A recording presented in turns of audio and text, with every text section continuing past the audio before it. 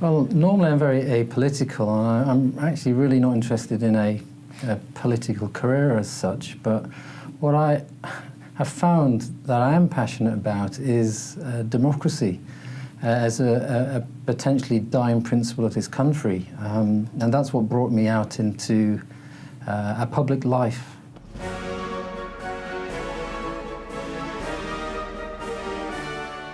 Yes, the thing I would have done would be to respect the democratic mandate of the people, our popular democracy, and expected that our elected parliamentary democracy, which was elected on a mandate of delivering the referendum result, would have respected it.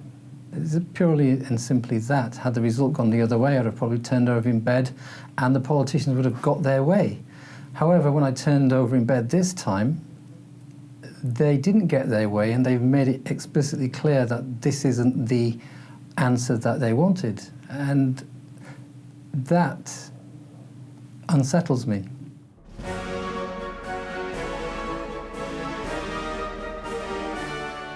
All those mainstream political parties represent the same thing to me. All those parties in their own particular and not very nuanced way have done the same thing, which is to try to corrode and invert and subvert the result.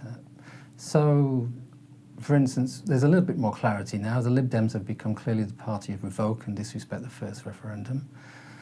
The Labour Party now seem to be a party of campaign against a deal that they negotiate and then give you a choice between a deal which is worse than Remain, presumably, just like the present one, and Remain, which is no choice at all. And then they may wish to go to a second referendum, which is absolutely bizarre to a Democrat like me. And the Conservatives, well, if we look at Mrs May's behaviour and her leadership of the Conservative Party, it's clear to me that she never really wanted to leave. She's like a jilted lover who's pretending that she'll split up, but she's not actually splitting up. It's a very particular behaviour that I recognise. However, the only party that I think that have given the people of this country a real choice between leave and remain, because clearly the referendum result wasn't enough to make up the politicians' minds, is the Brexit Party.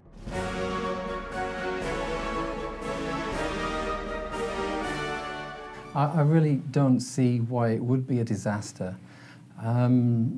We're a contained health system. Business is business, so when people worry about the supply of drugs, I think those kind of issues are, we should have been able to, and I think we have ironed out all the potential supply problems for medicines, for instance, that could occur. It's simply that the government just don't have the will to Brexit, and therefore they don't have the will to properly prepare for things in time. I think we're probably at that point now, so I don't share the same disaster scenario, which again I think is gaslighting and fear-mongering, because you can control electorate best through fear. I think Tony Benn himself said that.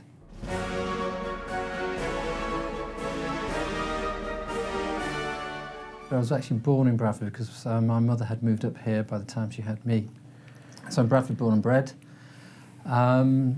People, I think it's very important to point out, I am a doctor and I'm a trained barrister, and people think, wow, you know, you've had a really easy life. And I often forget that actually things weren't always this good. It's just by the privileges that I've been given by the UK and a UK democracy and the social security system, which have put me in a position where I can help other people. So I was brought up, my family, my mother fled domestic violence with 4 children. And I was brought up from the age of 7 in a single-parent family. I was brought up on social security benefits. We pretty much lived hand to mouth. I was given free school clothing, by what was then called the Yorkshire Purchasing Organisation. I was a gingerbread kid, so the gingerbread is still a very good charity that works with single-parent families. So when I got a Christmas present, it was actually from the Gingerbread Foundation. And we struggled, but we were supported through the social security system of the country then, which was better than it is now. And I had a social worker and a welfare officer because of the various problems around my family. And in fact, the best game-changing thing that happened to me in my life was when my social worker suggested to my mother when I was 10 that I was quite bright and that I should apply for one of the government scholarships which the Tory government then was funding in the local grammar school, Bradford Grammar School. And that changed everything for me. So I owe everything really to all those privileges I had through the UK system.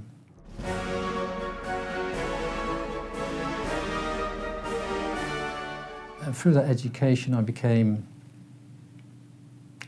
a doctor, and I was actually passionate about Indian languages.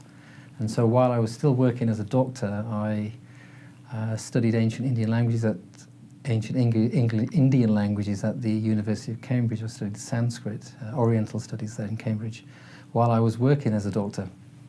And while I was still working as a doctor, I was attracted to the deprived groups of Bradford and the disadvantaged groups. So in essence, I've spent my 23-year career mainly working in Bradford and Leeds. Initially, I was a hospital doctor for 10, 13 years, worked mainly in A&E in Bradford, and then as a trainee ophthalmic surgeon. And then I moved into general practice, and currently I work with the most deprived groups in society, the homeless, the mentally ill, drug and alcohol addicts, victims of modern slavery and trafficking, victims of war, victims of torture,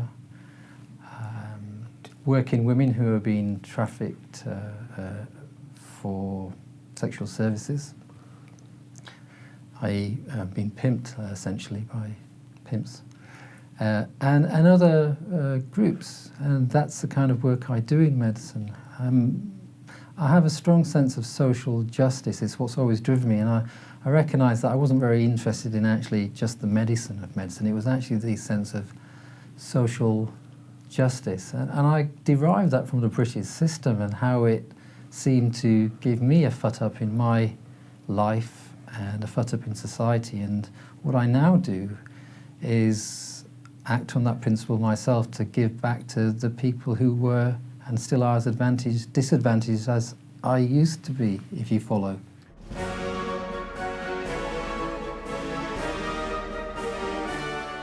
Tea or coffee? Tea. Football or cricket? Football. What's your favourite colour? Orange. Red or brown sauce? Warm split. You can have both. I'll let you have both. All right. Depends on my mood. If you could only eat one meal again for the rest of your life, what would it be? Well, it would be a Punjabi traditional vegetarian dish called dal chawl or dal roti, which is basically lentil curry with either chapatis or rice. Actually, chapatis. You're making me hungry now.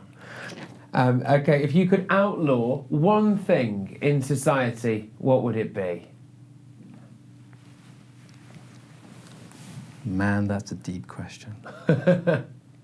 First thing that comes to your head. Well, I would like to say hate, but again, I'm torn by that because of freedom of speech and expression, so I can't really say that. I'd like the world to just be a happier place, but I don't want to legislate for it. It's a very noble pursuit, I must say. Have you got any phobias? Anti-democratic bureaucratic organisations of a supranational type. If you're on a desert island and you could only take 3 things with you, what do you reckon you would take? My guitar, Shout. probably flamenco guitar. You know, that's all I need.